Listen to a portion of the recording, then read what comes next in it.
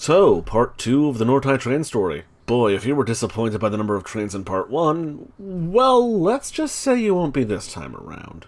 We pick back up with our party at the start of the next session.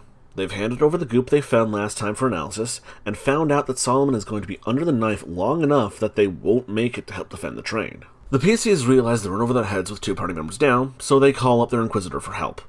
Hey, so, status report. We're pretty sure we know what the cult is up to, and we're going to need reinforcements. Reinforcements? I sent you planetside with a full squad 3 days ago. What happened? You had our sniper shot.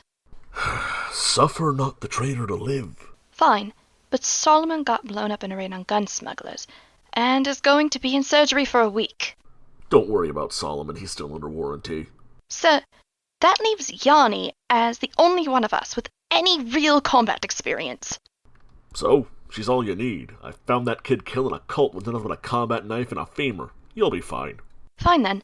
I suppose you don't mind me and Ms. Rat rubbing shoulders with some of the most influential nobles in the sector by ourselves, while Yanni guards the train conductor then? Unacceptable. You two need chaperones, backup, for a task of this magnitude. And that's when Novus, aka Sir Not Appearing in last video, was quite literally shot out of a cannon from their Inquisitor spaceship to back the party up. They're called drop pods, by the way. They do exactly what they say on the tin. The party spent the next few days catching Novus up on the situation, and planning their defense of the nobility and the Titan shipment. By now, the party was sure that the Titans were a distraction. It seemed that the cult had no way to activate them or the means to get them off-world, so the party decided to focus on keeping the cultists from stopping the train and protecting the nobles. Some time later, and it was time for the PCs to get to work. They arrived at the loading platform for the Titan train, checked in with the local planetary defense force, traded contact information, and boarded the train. Novus inspected the kitchen and food supplies for contamination and found nothing but the regular levels of debauchery one would expect from Imperial nobles. Rat snuck into the train's personal cargo storage space to check for bombs or smuggled weapons and didn't find anything out of the ordinary, but snagged a few baubles for her trouble. Yarny found a comfortable spot in the conductor's cabin and readied her weapons in awkward silence. And Cassius shamelessly flirted and schmizzed with the rich and powerful of the sector when he was supposed to be sniffing out the cultists hiding among the nobility and their bodyguards. About a half hour after the train left the station, the party got a call from the planetary defense forces. Apparently, the cult had attacked the train station that was a stop before the one that they had embarked on, and hijacked another planetary freight engine. Not only that, but they had overridden its safety features and blown straight through the blockade that the PDF had just set up to try to stop it, and that it was gaining on the party's own vehicle. Cassius, Rat, and Novus got together just outside of the noble cabin to break the news, attempting to get the nobles to remain calm and head to a safer position. Then they heard it. And then they smelled it.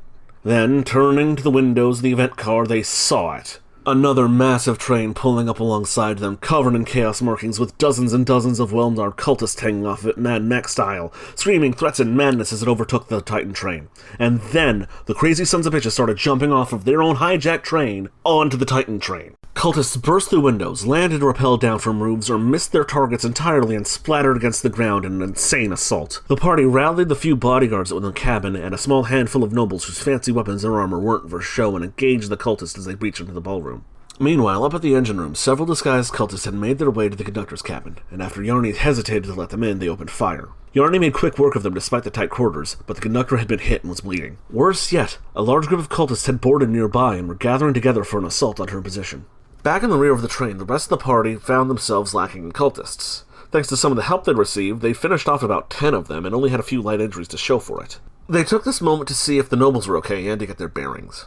And that, ladies, is how you got a man. Pardon me. Are you all right, milady? I'm sorry, you're asking if I'm okay when you clearly have a stab wound in the stomach. Tother, don't talk to that paw there. You might catch something. Yes, it is a paw. But it is also a cute paw. Hey, Cassius? I swear to God, Rat, have you ruined this for me? The condition of the nobility confirmed, the party received 2 messages. One from Yarny asking if anyone knew how to drive a train, and one from the crew of the train asking for backup. You see, despite being 100% sure that the trains were just a distraction to get to the nobility, the cultists were actively trying to turn some of the Titans on, and weren't sending anyone else after the nobility. Cassius, Rat, and Novus rushed towards the engine room, dodging cultists, crossfire, and gunning down anyone activating a Titan, narrowly avoiding death and getting thrown off the giant transport every step of the way. Eventually, they arrived at the second-to-last car, finding their former teammate, Regis Gamma, climbing into the cockpit of a Warhound-class Titan. Oh, right, Regis. See, Regis was a member of the party during their last mission, and was played by the person who was now playing Novus. But he went insane and ran off with a bunch of Nurgle cultists when he interfaced the weird Servo Skull. Turned out that the Servo Skull was a highly advanced malicious intelligence, think an evil AI, and flooded Regis's mind with forbidden lore to the point in which he went crackers and jumped on board the heresy train. Speaking of the heresy train, the fight was short but harrowing. The party had to dodge bigger and bigger attacks from the small Titan and try to take Regis out, while Regis tried to rush through the Titan's boot-up system and gain access to more and more of its destructive capabilities. Lucky for the party, the fight only lasted about 2 or 3 rounds, when Regis got blown up by an anti-tank grenade that landed on his lap, taking him and the cockpit of the Titan out in one big blast. Cockpit.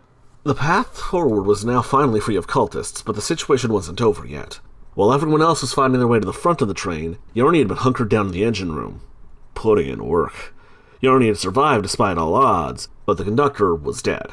The party, now exhausted and in full panic mode, were able to stop the train moments before it went careening into the base of the space elevator. Now, finally stationary and able to allow reinforcements to arrive, the PDF swept the train, cleared out what was left of the cult, and finally relieved our exhausted PCs. But the story doesn't end there. The party still didn't know what the cultists were after, and I still had a couple of devious twists left in the story, and a couple more trains to throw at my friends, but that will have to wait till part 3.